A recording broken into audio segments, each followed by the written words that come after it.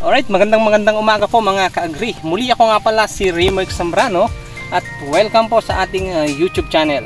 So ngayong araw po ay nandito po tayo sa maisan at ngayon ay magpapa-spray po tayo at ang gagamitin natin ay isa sa sikreto natin kung bakit yung ating po mga maisan ay matagal tubuan ng damo at talagang malinis po yung ating maisan.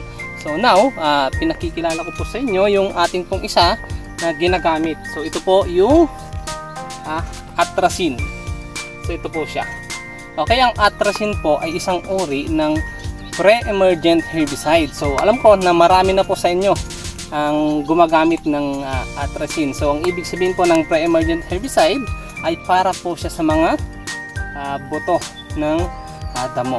Okay, so pwede po siyang gamitin hindi lamang sa corn, pwede rin po sa sorghum at sugarcane. Okay, so ngayon mamaya papakita ko sa inyo kasi ang gagawin natin, magkakaroon tayo ng trial na kung saan meron tayong treated ng Atrazine at yung isang block ay hindi natin i-sprayhan ng Atrazine. So titignan natin kung talaga ba na mabisa at epektibo yung paggamit natin ng Atrazine na isang uri ng pre-emergent herbicide.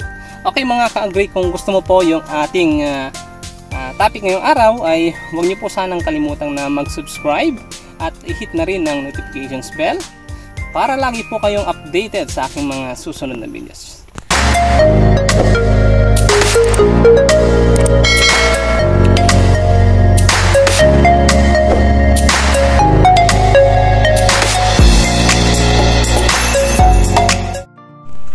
Okay, ito nga pala mga ka-agri yung gagamitin natin na sinabi ko na pangdamo. So ito po ay ang pangalan po niya ay Atrazine.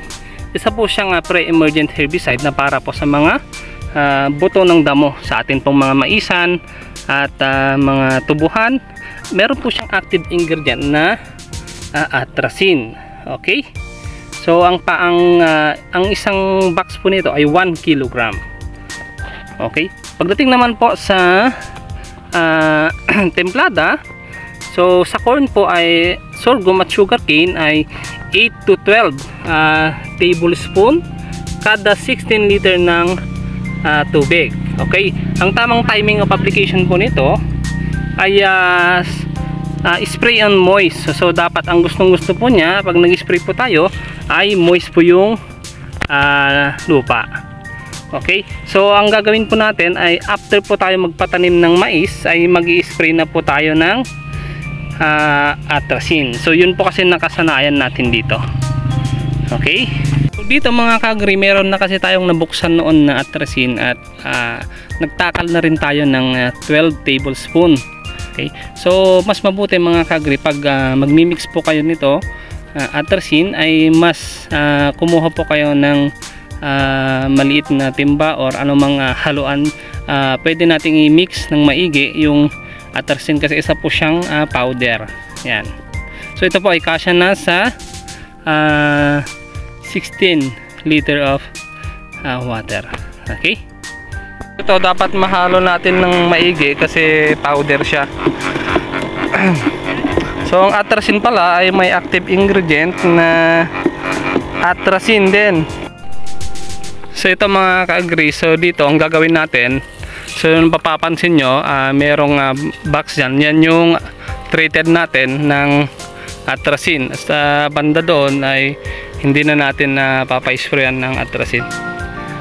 So ang ginawa natin, 0 days or katatanim pa lang ay pwede na tayo magpa-spray.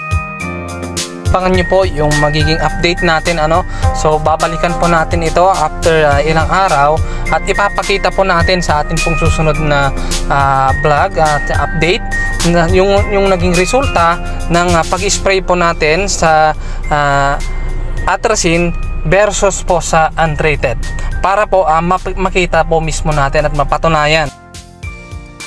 Okay, so ayan mga ka-agri, tapos na po tayo magpa-spray at sana kung marami po kayong natutunan sa ating pong mga videos ay huwag niyo po sanang kalimutan na mag-subscribe at i-hit na rin ang notifications bell para lagi po kayong updated sa aking mga susunod na videos. Yun lamang po at Maraming salamat.